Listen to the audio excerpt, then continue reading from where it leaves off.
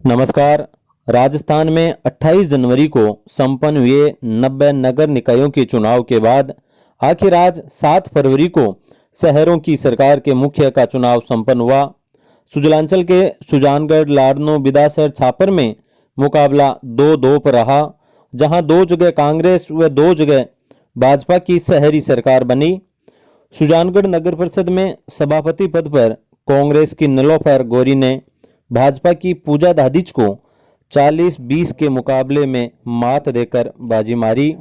वहीं लाडनू में भी कांग्रेस के रावत खां चेयरमैन बने।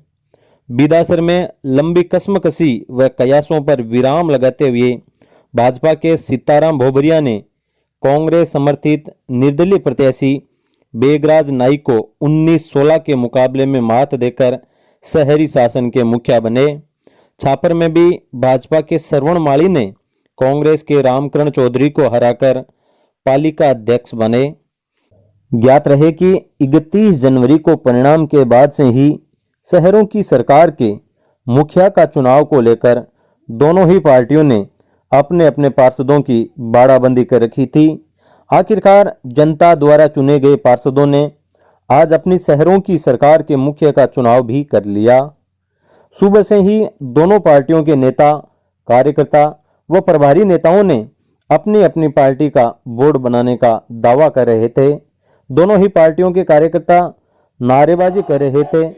भाजपा कार्यकर्ता जहां एक ही नारा, एक ही नाम, जय श्री राम व वंदे मातरम के उद्घोष लगा रहे थे, वहीं कांग्रेस ने भी अपनी वोट बैंक कार्ड की रणनीति को छुपाने के लिए इस बार भारत माता के जयकारे लगाए।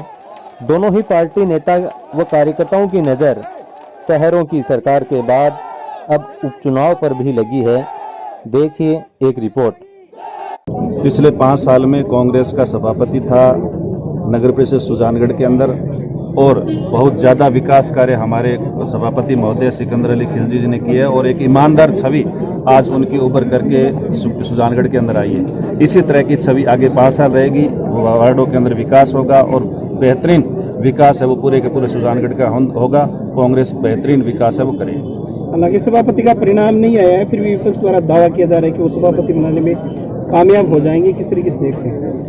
कांग्रेस पार्टी का सभापति बनेगा, थोड़ी देर में रिजल्ट आ जाएगा, क्योंकि 40 पार्षद हमारे साथ आए हैं। 40 पार्षदों ने हमारे साथ वोटिंग करने के लिए अंदर गए हैं, तो इसलिए कांग्रेस का सभापति बनेगा। सारी की सारी कांग्रेस और सारे के सारे पार्षद एकजुट हैं और हम एकजुट होकर के इस चुनाव को लड़ा है। उपचुनाव को लेकर कार्यकर्ता और मतदाताओं को क्या संदेश देंगे? जिस तरह से नगर परिषद चुनाव के अंदर कांग्रेस को जबरदस्त बहुमत मिला है, कांग्रेस के सारे कार्यकर्ता एकजुट होकर के चुनाव लड़े हैं, इसी तरह से उपचुनाव में भी बड़ी मजबूती के साथ सारे कार्यकर्ता लगेंगे, क्योंकि हमारे लिए यह सेमीफाइनल था और उपचुनाव फाइनल है। तो जिस तरह से सेमीफाइनल हम लोग जीतेंगे, इसी तरह से फाइनल भी हम लोग जीतेंगे और कांग्रेस पार्टी के विधायक बनेंगे, क्योंकि सुजानगढ़ के अंदर मास्टर भंवरलाल जी ने जो कार्य किए हैं वो बेहतरीन है। उनकी बहुत बड़ी जबरदस्त छवि रही है और हालांकि उनकी अनुपस्थिति में ये चुनाव नगर परिषद का चुनाव हुआ है, तो जिस तरह से उनकी अनुपस्थिति में एडवोकेट मनोज मेघवाल ने काम संभाला है और सारे के सारे कार्यकर्ता एकजुट होकर के रहे हैं, इसी तरह से आगे का उपचुनाव भी कांग्रेस पार्टी जीतेगी। मैं सुजानगढ़ कांग्रेस पार्टी का पहले मैं आभार करती हूँ जिन्होंने मुझे सभापति के लिए बनाया है, और मनोज जी मेघवाल को मैं धन्यवाद करती हूँ जिन्होंने मुझे टिकट दिया, और पूरी जनता का आभार, पार्षदगण का आभार। और मेरी यही रहेगी कि मैं सुजानगढ़ को एक स्मार्ट सिटी का रूप दूं, जो हमारे माननीय मास्टर जी भंवरलाल जी का सपना था, मैं उन्हें पूरा करने की कोशिश करूंगी। हम समस्त पार्षदगण मिलकर इस सपने को पूरा करेंगे। कितने वोटों की चाहिए? मैं 40 वोट। महिला सभापति है, तो महिलाओं के लिए क्या रहेगा आपका? महिला के लिए मैं यही रहेगा कि महिला की शिक्षा के लिए सशक्ति जो उनका एम्पावरमेंट के लिए है, और जो सब महिलाओं को साथ में लेके चलूंगी, उनका हौसला बढ़ाऊंगी और उन्हें आगे आने के लिए प्रोत्साहित करूंगी। प्राथमिक लक्ष्य क्या रहेगा मैडम? प्राथमिक लक्ष्य मॉडर्न सिटी बनाने का मेरा ड्रेनेज और पानी की निकासी, जो हमारे जो पेंडिंग वर्क्स हैं उन सबको मैं आगे करूँ, सब पार्षद मिलकर उस सारे पेंडिंग वर्क्स को हम साथ काम करेंगे।